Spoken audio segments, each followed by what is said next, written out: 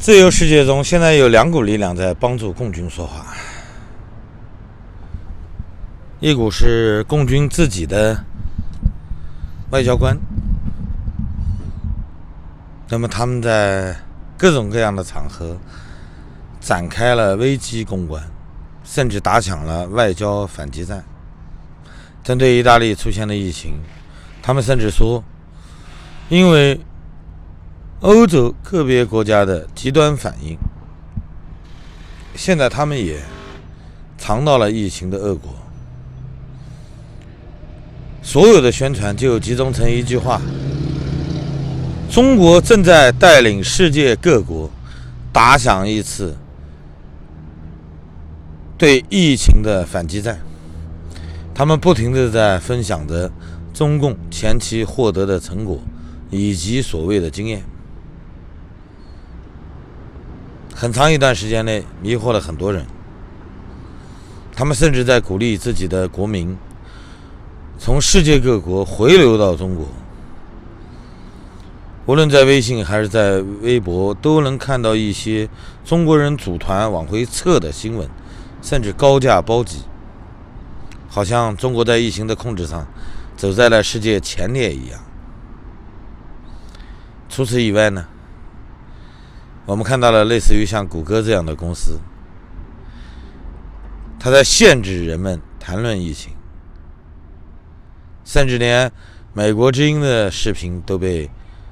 屏蔽了。不仅仅是黄标，有一些涉及到疫情的，它直接给你撤除视频了。人们在感叹，谷歌从不作恶演变到无恶不作，仅仅不到10年。当然谷歌有自己的解释，它是依据广告政策，而不是政治审查或者叫内容审查。他这样说你就这么一听，不用特别当真就好了。这些问题背后都是经济问题。中国政府正在非常严厉地对待曾经率先对中国实施人口入境限制的这么一些国家。唯一不太好说的就是美国，是吧？这个真的打不过。但是打不过关张还打不过刘备吗？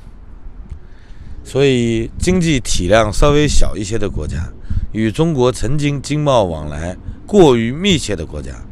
是他们首选的对象。所谓的外交反击战，最终一定会演变成商业上的选择。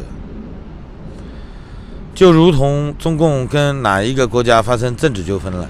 就挑起民众控制旅行社，试图削弱你的旅游业收入。整个过程其实就这么个东西。至于商品这一块，目前还看不到，今后可能会有。但是我们今天看到所有的这一切都是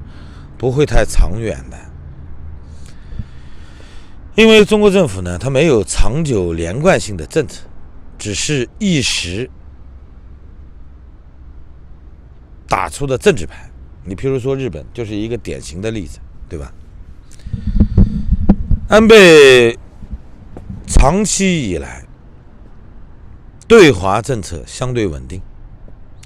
甚至他上台以后，他牵头发动了日本企业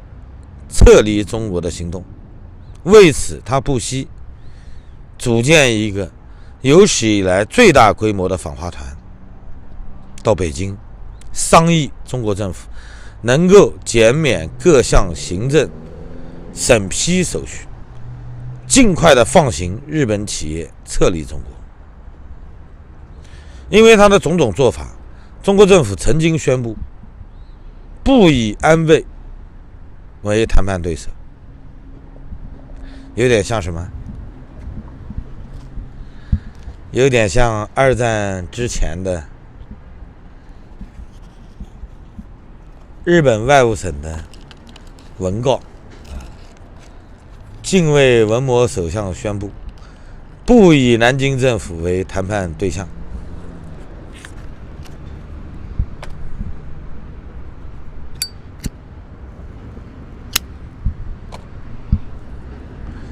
当然了，那个时候的南京政府还是蒋介石政府，是吧？今天的中国呢，他的领导人很快就转向了，因为他认为日本企业的撤离对他的影响非常大，因为他认为美日同盟不是牢不可破的，所以最终我们看到太阳旗在天安门广场飘起。习胖据说今年4月份还要访问日本，但是我们看到可如同奥运会一样，好像打磕巴了，对吧？不是那么容易了，因为很简单，日本首相即便访问中国，屁股一掉他就会去美国，他会汇报所有的谈判成果，包括你托皇军给你带的话，是吧？今天我们看到所有的这一切都在非常可笑地展示了一点，共军没有长期一贯的国策，完全的实用主义，对外说变脸就变脸，还行，除了言语上稍微蛮横一点，无论在政治诉求上还是在经济合作上，都是属于那种低声下气的，前居后恭4个字就可以形容。对内宣传可能不一样这是宣传口的问题。对内他要强调党和政府怎么样关心中国的经济发展，怎么样让人民奔向小康。据说2020年要消灭贫困人口，